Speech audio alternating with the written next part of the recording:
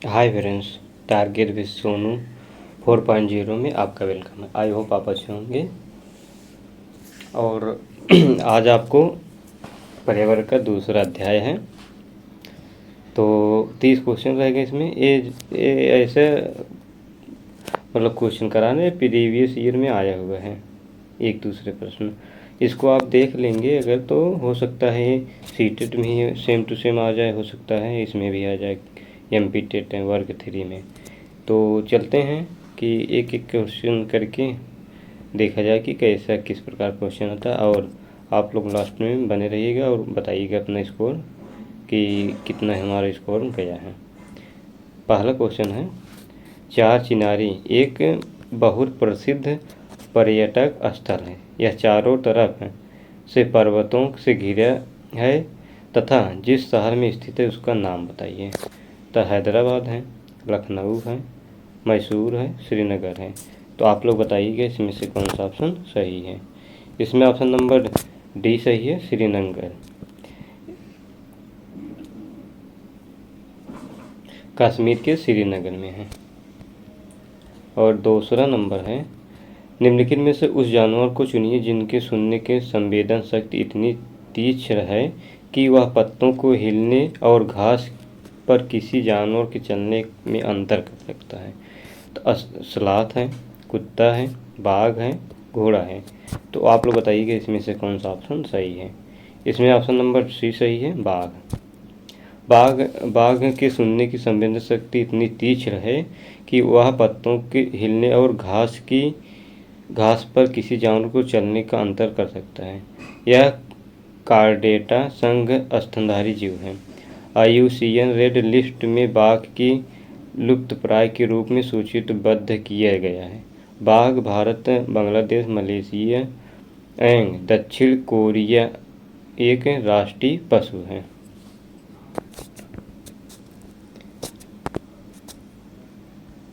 तीसरा है, निम्नलिखित में कौन सा युग्म सही है। गेहूँ मूसलाजड़, मक्का मूसलाजड़ और गाजर मूसलाजड़ और बांस मूसलाजड़। आप लोग बताइएगा इसमें से कौन सा ऑप्शन सही है। इसमें ऑप्शन नंबर सी सही, गाजर मूसलाजड़।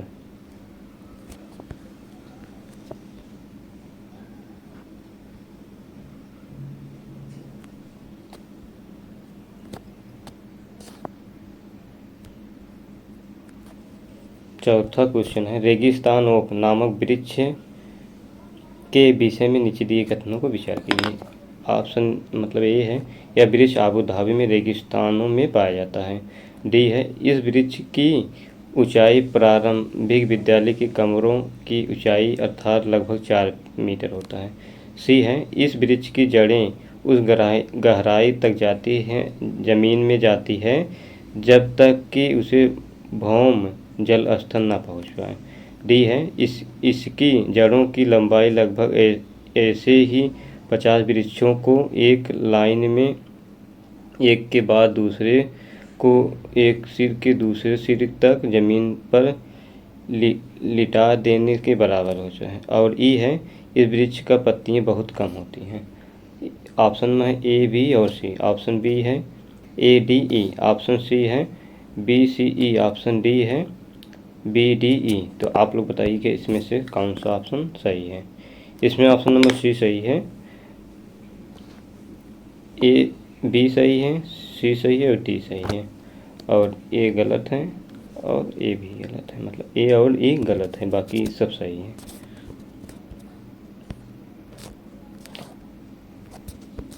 पांचवा, निम्नलिखित में से किस राज्य संघ शासित क्षेत्र में लोग सरसों के तेल में बनी पकी मछली खाना पसंद करते हैं। कश्मीर, गोवा, लक्षद्वीप, पुडुचेरी। तो आप लोग बताइएगा इसमें से कौन सा ऑप्शन सही है। इसमें ऑप्शन नंबर ए सही है, कश्मीर। रोगन जोश, गोश्ताबा, सबडींग, कश्मीरी गाल, दम आलू, यखनी, लव करी, कश्मीरी राजमा, थुम्पा, खमीर आदि कश्मीर के प्रमुख भोजन हैं। कश्मीर में लोग सरसों के तेल में पकी मछली भी खाना पसंद करते हैं। 6 नंबर है, उपाख्यान अभिलेख प्रयुक्त होता है बच्चे की रुचियाँ और संबंधों के क्षेत्र की पहचान करने में।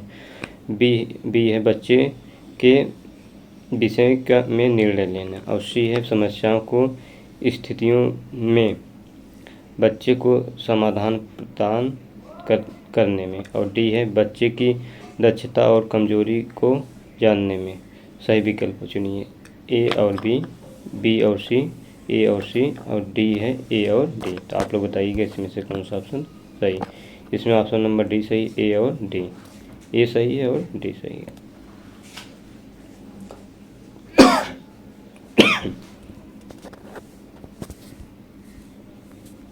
सातवां है मसालों को पाठ पढ़ाने से पूर्व अवस्थन ने अपने कक्षा 4 के शिक्षार्थियों को 2 छोटे प्रश्न पूछते हैं। इसका द्वारा आस्था जानना चाहती है।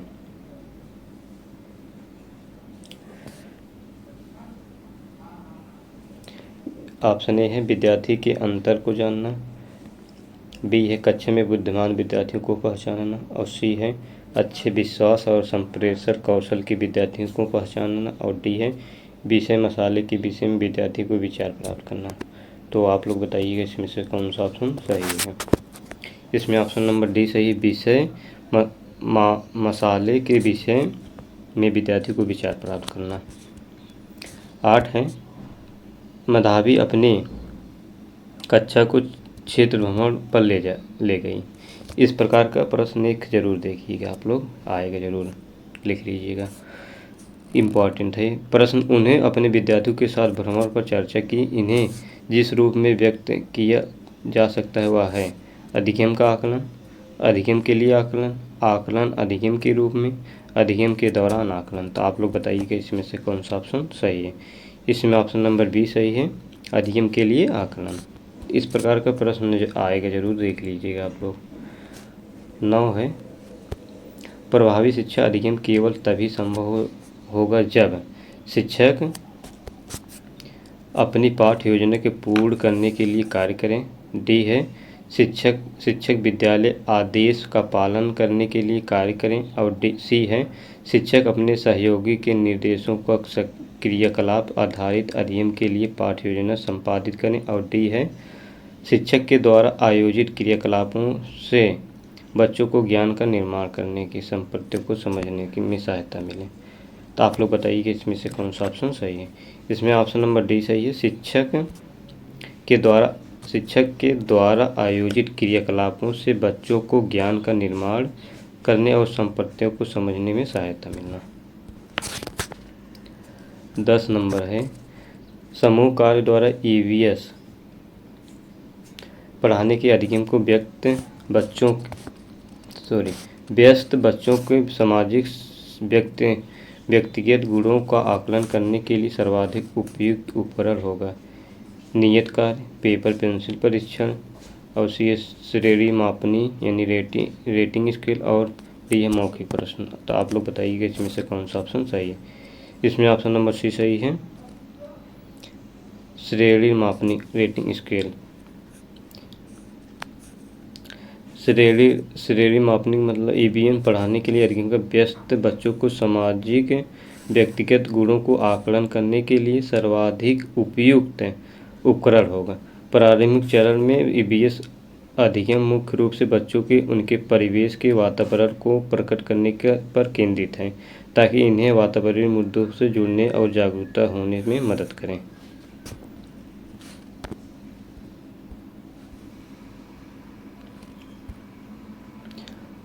ग्यारह है स्थान, दूरियां और दिशाओं के सापेक्ष स्थिति को समझने की क्षमता को ग्राफिक कौशल, दिशात्मक कौशल, चित्रण कौशल और स्थिति कौशल। तो आप लोग बताइएगा इसमें से कौन सा ऑप्शन सही है।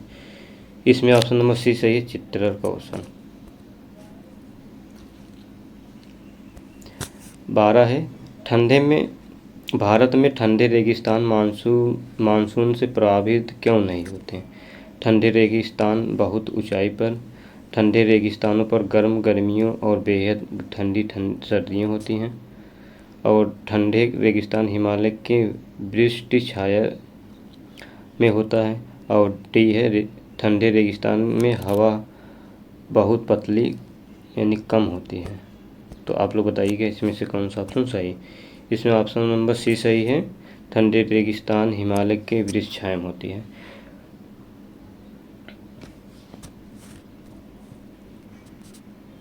13 है, वैकल्पिक ढांचे का क्या कार्य है। सभी विचार को दृढ़ से बच्चों द्वारा अर्जित किए जाते हैं। और बी है, बच्चों भौतिक घटनाओं का पाठ्यपुस्तक स्पष्टीकरण। और सी है, विचार जो अवधारणाओं को औपचारिक रूप से स्वीकृत स्पष्टीकरण से अलग है। और डी है, वर्तमान में वैज्ञानिक और सामाजिक वैज्ञानिकों द्वारा आयोजित विचार। तो आप लोग बताइएगा इसमें से कौन सा ऑप्शन सही। इसमें ऑप्शन नंबर सी सही है, विचार और अवधारणाओं को औपचारिक रूप से स्वीकृत स्पष्टीकरण से अलग है। 14 नंबर है, किस राष्ट्रीय पाठ्यचर्या फ्रेमवर्क एनसीएफ ने प्रारंभिक स्तर पर एक एकीकृत पाठ्यचर्या क्षेत्र के रूप में पढ़ाए जाने के लिए पर्यावरण अध्ययन सिफारिश की थी। NCF 1975, NCF 2005, NCF 1988, NCF 2000। तो आप लोग बताइएगा इसमें से कौन सा ऑप्शन सही है। इसमें ऑप्शन नंबर ए सही है, एनसीएफ 1975। 15 है, ताजमहल के पीले होने के निम्न में से कौन सा कारक जिम्मेदार है। क्लोरीन है, नाइट्रस डाइऑक्साइड है, सल्फर डाइऑक्साइड है, सल्फर है।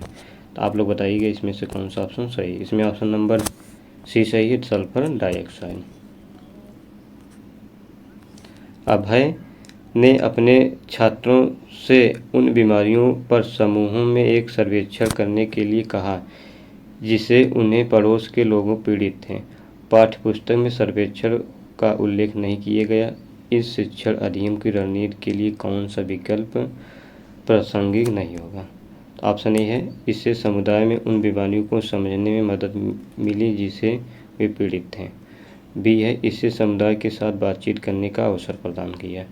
और सी है, इसे बच्चों को वास्तविक जीवन के साथ देखने में मदद मिली। और डी है, इसे बच्चों को डेटा हैंडलिंग समझने के और एक साथ काम करने के सक्षम बनाया। तो आप लोग बताइएगा इसमें से कौन सा ऑप्शन सही है। इसमें ऑप्शन नंबर ए सही है, यानी गलत पूछ रहा है, समझने में मदद मिली जिन्हें वे पीड़ित थे। गोलकुंडा किला किसने बनवाया था। ऑप्शन ए है पल्लव राजा, बी है चोल राजवंश, और सी है चालुक्य राजवंश, और डी है काकतीय राजवंश। तो आप लोग बताइएगा इसमें से कौन सा ऑप्शन सही। इसमें ऑप्शन नंबर डी सही है, काकतीय राजवंश।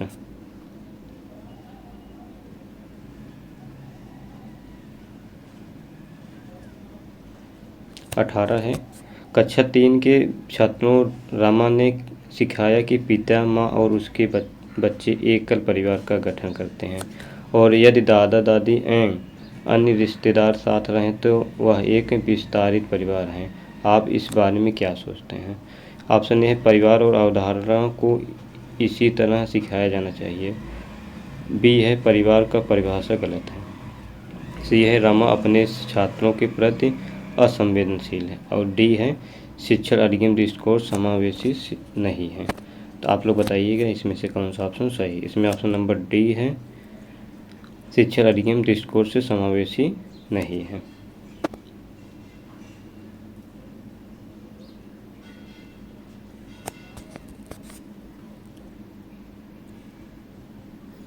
पंद्रह ग्राम प्रति मिलीलीटर घनत्व और 3 मिलीलीटर आयतन किसी वस्तु का द्रव्यमान क्या होगा। द्रव्यमान बराबर होता है घनत्व गुणे आयतन।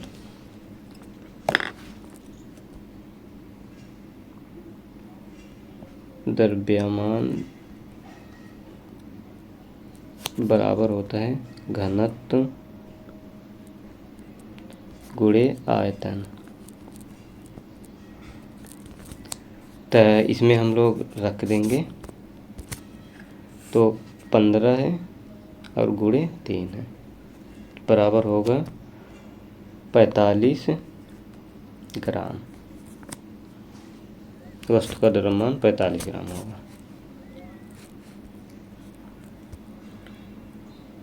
देखिए ये बहुत बड़ा है, पहले इसको रोक के पढ़ लेंगे। ये छोटा कर ले रहे हैं। चलिए पहले ऊपर पढ़ लेते। आपातकालीन परिस्थितियों के बारे में बात करने के लिए प्रिया ने बच्चों को अनुभव पूछने। जब उन्हें कभी आपात स्थिति का सामना करना पड़े, बच्चों ने आग, बिजली के झटके और सड़क दुर्घटनाओं के साथ अपने अनुभव सुनाए। उन्होंने प्रश्न पूछे, उनकी मौजूदा समझ का आकलन किया और समाचार पत्र से सड़क सुरक्षा विज्ञापनों जैसे संसाधनों का उपयोग करके सुरक्षा पहलुओं पर चर्चा की और क्रमशः आग और बिजली के झटके पर सुरक्षा दिशा निर्देश पर चर्चा की के लिए एलपीजी और इलेक्ट्रिक बिल का इस्तेमाल किया। प्रिय का अपनाया गया सबसे उपयुक्त दृष्टिकोण कौन सा है? अब देखिए प्रश्न है। ऑप्शन ए है मानवतावादी दृष्टिकोण, ऑप्शन बी है संसाधनात्मक दृष्टिकोण और सी है अनुभवात्मक अध्ययन दृष्टिकोण और डी है अन्वेषण। तो आप लोग बताइए कि इसमें से कौन सा ऑप्शन सही है। इसमें ऑप्शन नंबर डी सही है, अन्वेषण। तो आप लोग पढ़ लीजिएगा, उसके बाद देख लीजिएगा उत्तर। अन्वेषण रहेगा इसमें। 21 नंबर है। एक ईवीएस कक्षा के शिक्षक रूप में अपनी कक्षा के सामूहिक क्रियाकलाप का योजना बनाते हुए आप निम्नलिखित में किन कारकों का विचार करेंगे? ए बच्चों को अभिरुचि जानना, बी प्रकृति में समावेशी और सी है मूल्य प्रभावी और डी है केवल बाहर संचालित की जा सकती है। ऑप्शन ए है A B C, option B है बी सी डी और ऑप्शन सी है ए सी डी और ऑप्शन डी केवल ए। तो आप लोग बताइएगा इसमें से कौन सा ऑप्शन सही है। इसमें ऑप्शन नंबर ए सही है, बी ए बी और सी। ए भी सही है, बी सही है और सी ए वाला केवल गलत है। 22 है।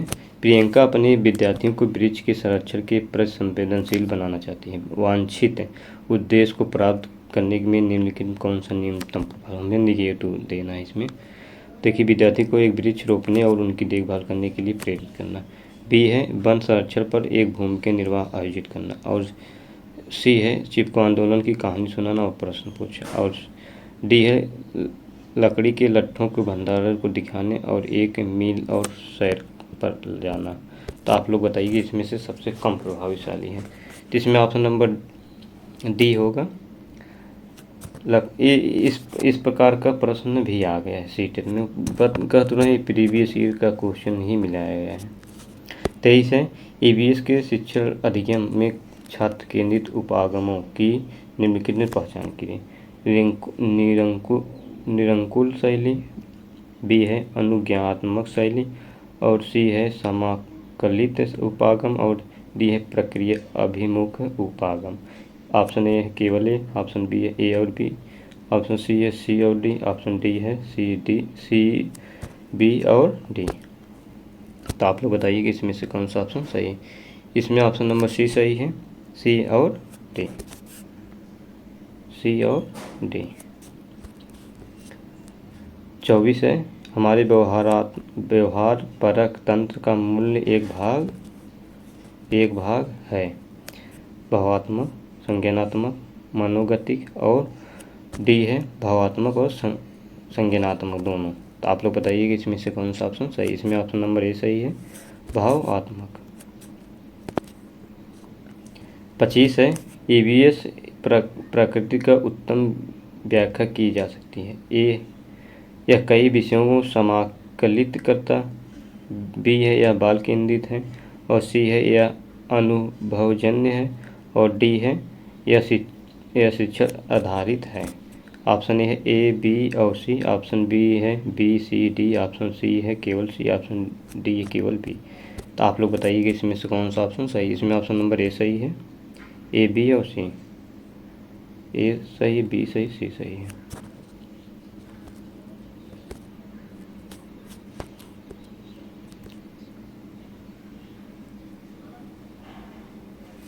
देखिए पहले प्रश्न पढ़ लेंगे, उसके बाद देखेंगे। नीचे दिए गए कम से कम ऐसी 3 शब्द विकल्पों में चयन की जो पर्यावरण की व्याख्या करता है। ए है वनस्पति जात और प्राणिजात, और बी है जैविक एवं अजैविक। और देखिए छोटा कर लेने, नहीं कट जाएगा। देखिए तीसरा सी है सामाजिक एवं सांस्कृतिक, और डी है रचनात्मक एवं जिज्ञासु। तो आप लोग बताइए इसमें से कौन सा ऑप्शन सही है। इसमें ऑप्शन नंबर बी सही है, ए बी और सी। ए सही है, बी सही है और सी। डी हमारा सबसे कम पूछा है कि मतलब व्याख्या करता है, तो ए बी से और सी होगा। 27 है, ईवीएस में शिक्षण अधिगम प्रक्रम में कक्षा के बाहर वास्तविक जीवन के अनुभवों से कक्षा के अनुभवों से जोड़ना सर्वाधिक संकेत है। पाठ्यचर्या के क्षेत्र से बाहर जाना, बी है विशिष्ट स्तर के से बाहर जाना, और सी है पाठ्य पुस्तकों से बाहर जाना, और डी है विद्यार्थियों के स्तर के बाहर जाना। तो आप लोग बताइए इसमें से कौन सा ऑप्शन सही है। इसमें ऑप्शन नंबर सी सही है, पाठ्य पुस्तकों से बाहर जाना। ऑप्शन नंबर सी सही है। 28 है, कक्षा 5 की ईवीएस पाठ्यपुस्तक में कुछ पाठों में सर्वे और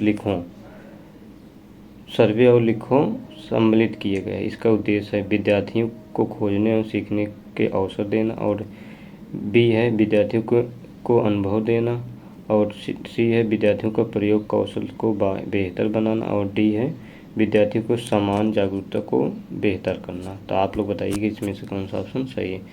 इसमें ऑप्शन नंबर ए सही है, विद्यार्थियों को खोजने एवं सीखने का अवसर देना। 29 है, निम्नलिखित में से ईवीएस प्रभावशाली युक्त है। व्याख्यान, प्रक्रिया, भूमिका निर्वाह, प्रदर्शन। तो आप लोग बताइए कि इसमें से कौन सा ऑप्शन सही है। इसमें ऑप्शन नंबर सी सही, भूमिका निर्वाह। 30 है, नए विषय सीखने हेतु ईवीएस के शिक्षण अधिगम के जिस उपागम में विभिन्न कौशल का उपयोग होता है वह है संप्रत्ययी उपागम, बी है प्रक्रिया उपागम, और सी है समाकलित उपागम, और डी है क्रियाकलाप उपागम। तो आप लोग बताइए इसमें से कौन सा ऑप्शन सही है। इसमें ऑप्शन नंबर बी सही है, प्रक्रिया उपागम। तो हमने 30 क्वेश्चन कराया है, आप लोग बताइएगा 30 में से कितना आपका स्कोर गया है। और अगर आप लोगों को वीडियो अच्छा लगा हो तो आप लोग वीडियो को लाइक करें, शेयर करें और सब्सक्राइब करना ना भूलें। Thank you. जय हिंद, जय भारत।